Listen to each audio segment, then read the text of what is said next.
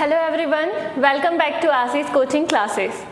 Chapter third जो class 8 का है, हम जो स्टडी कर रहे थे उसमें हमने काफ़ी सारे टॉपिक्स को कंप्लीट कर लिया है। आज फिर से हम चैप्टर थर्ड पढ़ने वाले हैं और बचे हुए टॉपिक्स को कंप्लीट करेंगे। क्लास 8 का चैप्टर थर्ड जिसका नाम है मिनरल्स एंड पावर रिसोर्सेज, इसमें हमने अपने काफ़ी सारे टॉपिक्स जैसे what is minerals, type of minerals, extraction of minerals, distribution of minerals and distribution in India, इन सारे टॉपिक्स को कंप्लीट कर लिया था। इसके अलावा हमने यूजेस ऑफ मिनरल्स को भी कल देख लिया था। आज का जो टॉपिक है ये है हमारा conservation of minerals, power resources, जिसमें हम दो टाइप के पावर रिसोर्सेज देखेंगे। एक है कन्वेंशनल सोर्स और दूसरा है non conventional source of energy. तो चलिए आज के क्लास को स्टार्ट करते हैं। आपने जो भी पिछले टॉपिक्स है उनका अगर वीडियो नहीं देखा होगा तो उसे देख लीजिएगा और चैप्टर को स्टार्टिंग से समझने की कोशिश करिएगा। तो बचे हुए जो टॉपिक्स हैं हम आज कवर करेंगे और इन टॉपिक्स जिनको हमने कवर कर लिया है उसे आप पहले के वीडियोज़ में जाकर देख सकते हैं। ठीक है, तो आज हमारा जो टॉपिक है ये है conservation of minerals, power resources, conservation, conventional source and non conventional source of energy. इन सारे टॉपिक्स को हम देखेंगे जिसमें हमारा कन्वेंशनल सोर्स काफ़ी लंबा है। तो आज हम कन्वेंशनल सोर्स के कुछ पार्ट्स को देखेंगे और कल की वीडियोस में हम बाकी पार्ट्स को कवर करेंगे। ठीक है,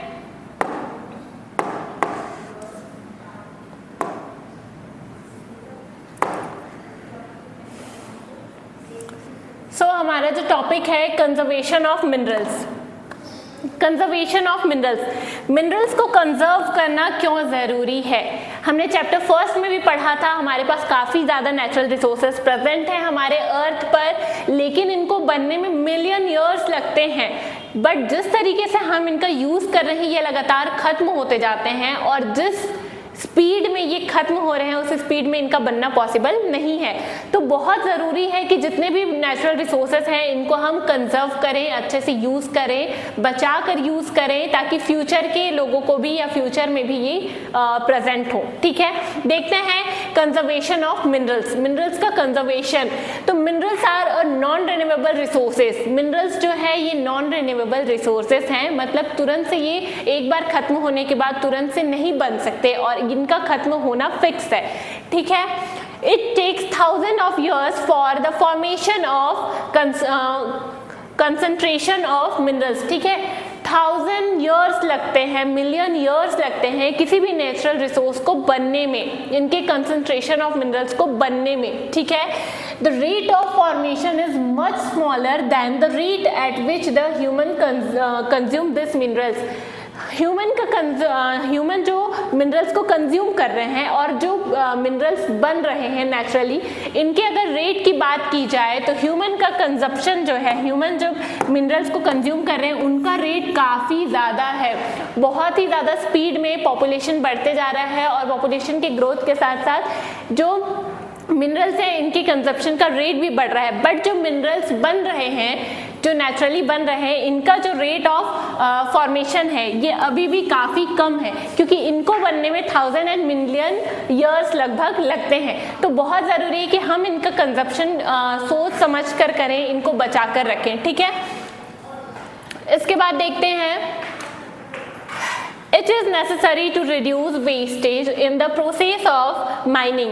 ये बहुत ज़रूरी है कि जब हम नेचुरल रिसोर्स को उसके प्लेस से, अर्थ के सरफेस से बाहर निकालते हैं माइनिंग के प्रोसेस से। हमने एक्सट्रैक्शन में देखा था mining, drilling and enquiring, 3 process थे जिससे हम किसी भी मिनरल को बाहर निकालते हैं अर्थ के सरफेस से। ठीक है, तो जब भी माइनिंग होती है किसी भी नेचुरल रिसोर्स की तो बहुत ज़रूरी है कि माइनिंग के समय बहुत ज़्यादा सावधानी बरती जाए कि जितने भी मिनरल रिसोर्सेज से वो कम से कम वेस्ट हो। ठीक है, इसके बाद हम देखते हैं recycling of metals is another way in which the mineral resources can be conserved. ठीक है, रिसाइकल ऑफ मेटल्स, आपने अपने घरों में देखा होगा कि जब आप घर में कूड़ा निकालते हैं तो उसमें काफ़ी सारे मेटल की चीज़ें होती हैं, जैसे मेटल के चेयर हो सकते हैं या और भी बहुत सारे टूल्स हो सकते हैं और आप उनको इकट्ठा करके फिर जो पर्सन आते हैं जो उनको दोबारा से ले जाते हैं रिसाइकलिंग के, उनको बेच देते हैं। तो ये एक और तरीका है जिससे हम किसी भी मेटेलिक मिनरल को क्या कर सकते हैं, दोबारा यूज के लिए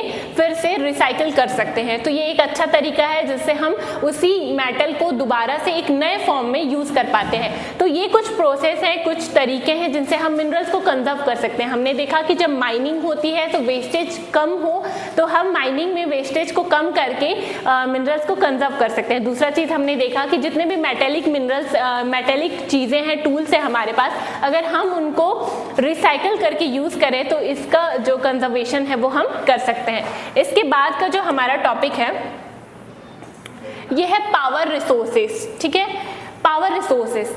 पावर रिसोर्सेज क्या होता है, ऐसे नेचुरल रिसोर्सेज जिनसे हमको पावर मिलता है या फिर हम बोल सकते हैं एनर्जी मिलता है।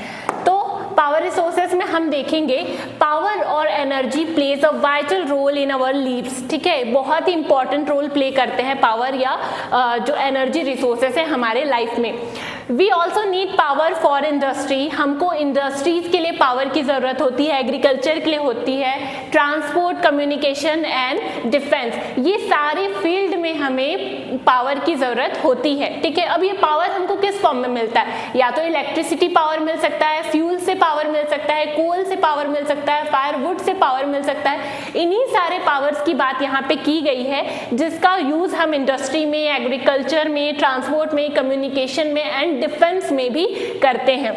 Power resources may be broadly categorized as conventional and non conventional resources. ठीक है, अब ये जो पावर एनर्जी हमारे पास है इनको हम दो पार्ट्स में डिवाइड कर सकते हैं, एक कन्वेंशनल रिसोर्सेस एंड दूसरा नॉन कन्वेंशनल रिसोर्सेस। क्या होता है आगे देखते हैं।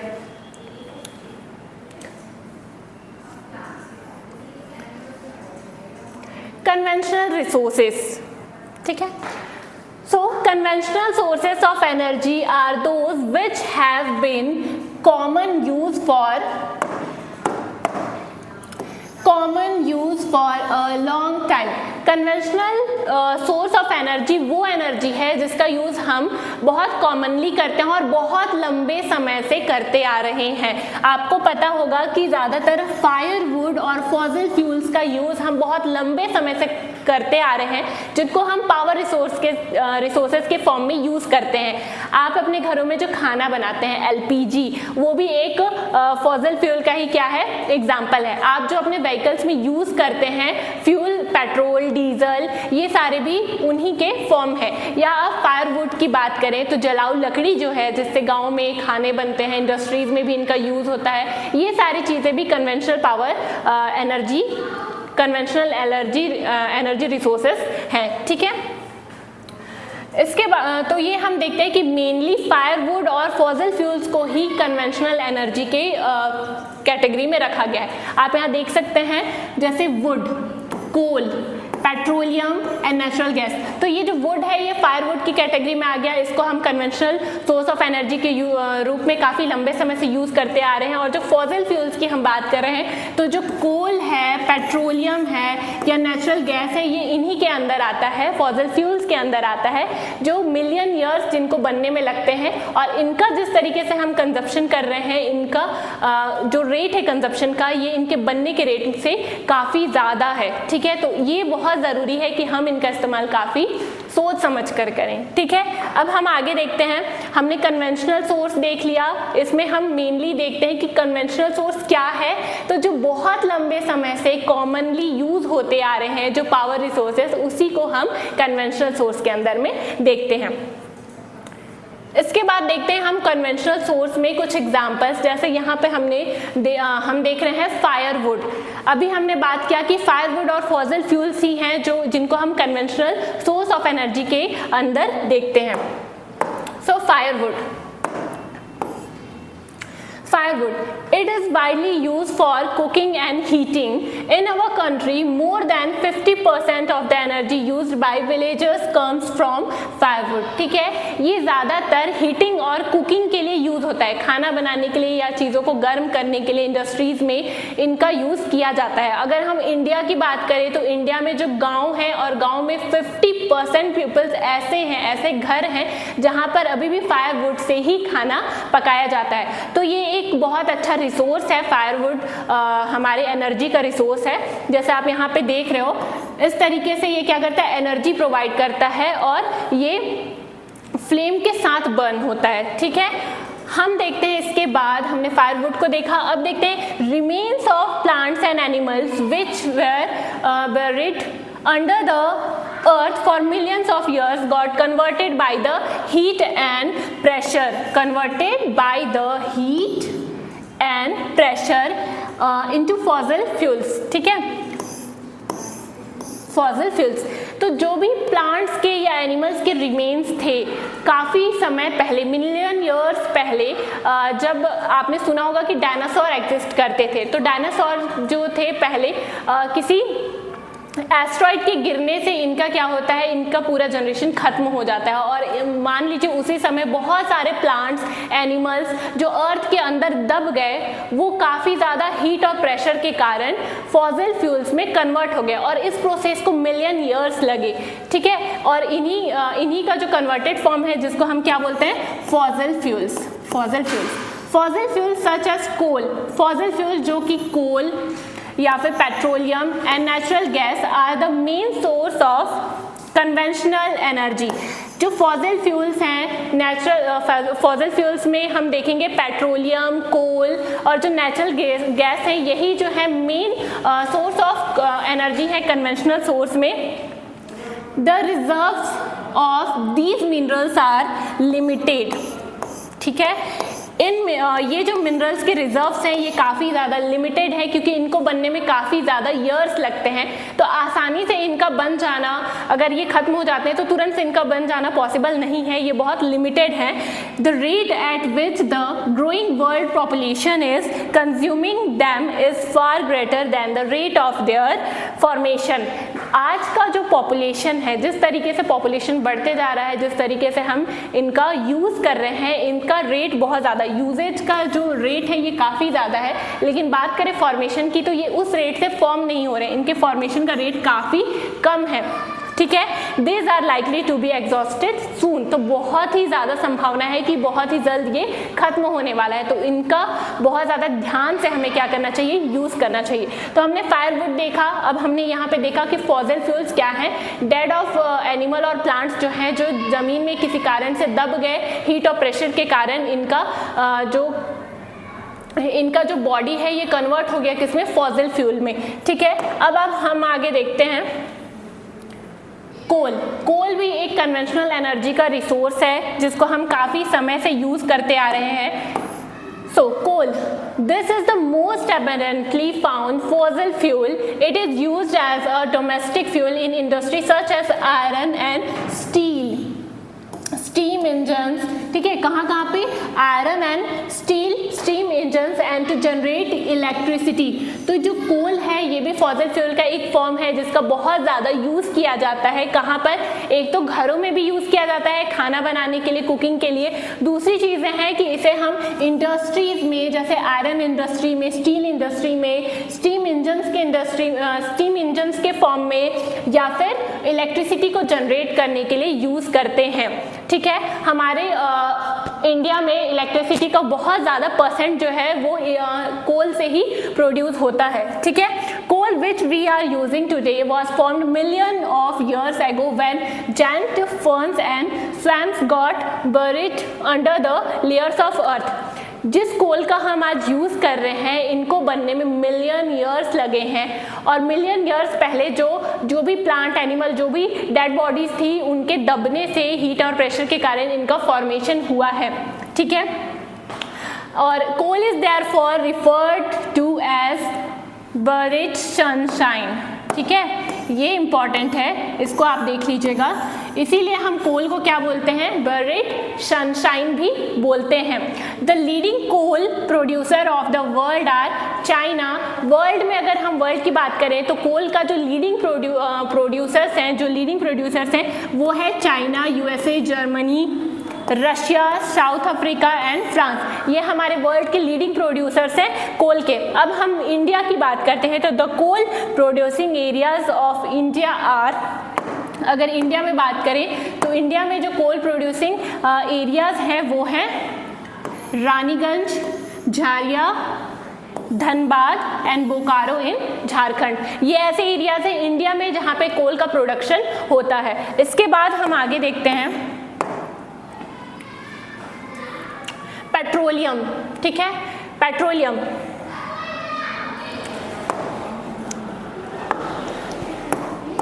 Petroleum, the petrol that keeps your car running as well as the oil that keeps your cycle from squeaking both began as a thick black liquid called petroleum। ठीक है, आप जब व्हीकल चलाते हो, आप अपनी गाड़ियों को चलाते हो, स्कूटर, कार, ये सारी, तो उनमें आप फ्यूल के फॉर्म में जिसका यूज़ करते हो वो है पेट्रोलियम।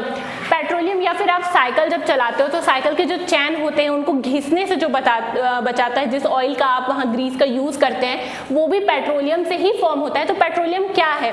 पेट्रोलियम एक्चुअली जो हमारे वाटर बॉडीज़ हैं जैसे सीज या उनके जो शोर्स हैं या किनारे हैं, यहाँ पे जो एनिमल्स प्रेजेंट थे, इन एनिमल्स के मरने के बाद, ये एनिमल्स जब हमारे अर्थ के सरफेस में दबते हैं, मतलब मरने के बाद उनकी बॉडी क्या होती है, नीचे बैठ जाती है और धीरे धीरे उनमें काफ़ी ज़्यादा लेयर्स जमा हो जाता है।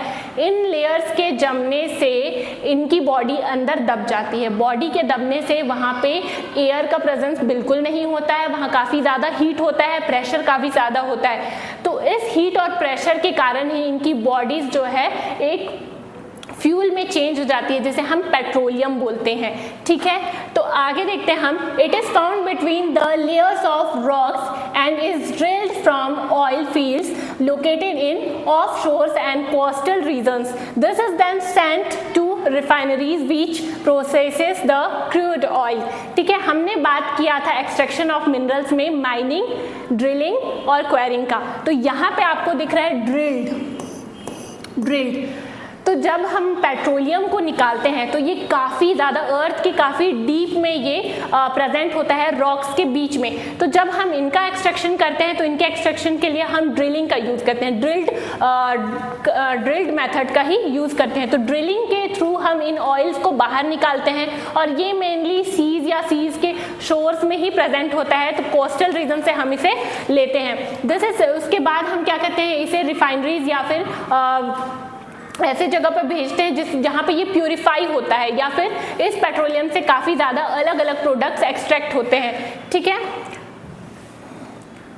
And produce a variety of products like. और जब हम इसका एक्सट्रैक्शन करते हैं, जब हम इसको प्यूरिफाई करते हैं, रिफाइन करते हैं, तो हमको कुछ प्रोडक्ट्स मिलते हैं पेट्रोलियम से, जैसे डीजल, पेट्रोल, कैरोसिन, वैक्स। ठीक है, ये ऐसे प्रोडक्ट्स हैं जो हमें पेट्रोलियम से मिलते हैं। और इसके अलावा प्लास्टिक एंड ल्यूब्रिकेंट्स। ठीक है, इन सारी चीज़ों को आपने ऑटोमोबाइल्स में देखा होगा, ज़्यादातर हम इसका यूज़ जो है ऑटोमोबाइल्स में ही करते हैं। डीजल से भी हम क्या करते हैं, गाड़ियाँ चलाते हैं। इसके अलावा पेट्रोल का भी यूज़ किया जाता है। कैरोसिन आपने देखा होगा, ब्लू कलर का एक लिक्विड होगा।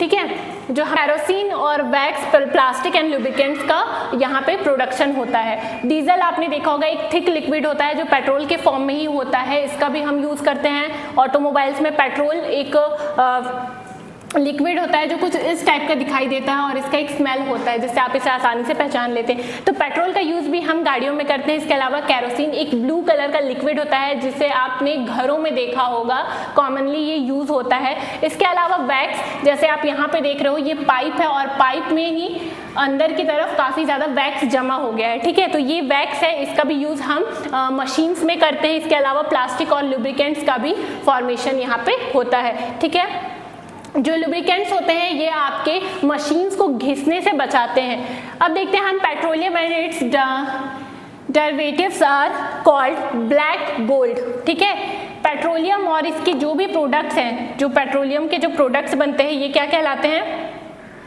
Black gold. ठीक है, ये ब्लैक गोल्ड कहलाते हैं। As they are very valuable, the chief petroleum producing countries are, जो सबसे ज़्यादा पेट्रोल प्रोड्यूस करता है, जहाँ पे सबसे ज़्यादा इसके भंडार हैं और सस्ते में जो पेट्रोल को प्रोड्यूस करता है वो है Iran, Iraq, Saudi Arabia and Qatar. ठीक है, ये ऐसे कंट्रीज हैं जहाँ पे पेट्रोलियम का बहुत ज़्यादा भंडार है और यहाँ से पेट्रोलियम प्रोड्यूस किया जाता है। इसके बाद the other major producers are USA. इसके अलावा जो और भी कंट्रीज हैं जो पेट्रोलियम का प्रोडक्शन करती हैं वो है USA, Russia, Venezuela and Algeria. ठीक है, इसके बाद देखते हैं हम the leading producer in India are. India की बात करें तो इंडिया में जो पेट्रोलियम का प्रोडक्शन है ये ज़्यादातर डिगबॉय इन असम, असम के डिगबॉय से, और बॉम्बे हाई जो मुंबई में है वहाँ से होता है, and the deltas of Krishna and Godavari reverse. ये ऐसे जगह है जहाँ से इंडिया पेट्रोल का प्रोडक्शन करता है। तो इस तरीके से हमने कुछ टॉपिक्स चैप्टर 3 के कवर कर लिए हैं। नेक्स्ट वीडियो में हम आगे की टॉपिक्स को कवर करेंगे। अगर ये वीडियो आपको समझ में आया हो, पसंद आया हो तो please like, share and subscribe करिएगा। And thanks for watching.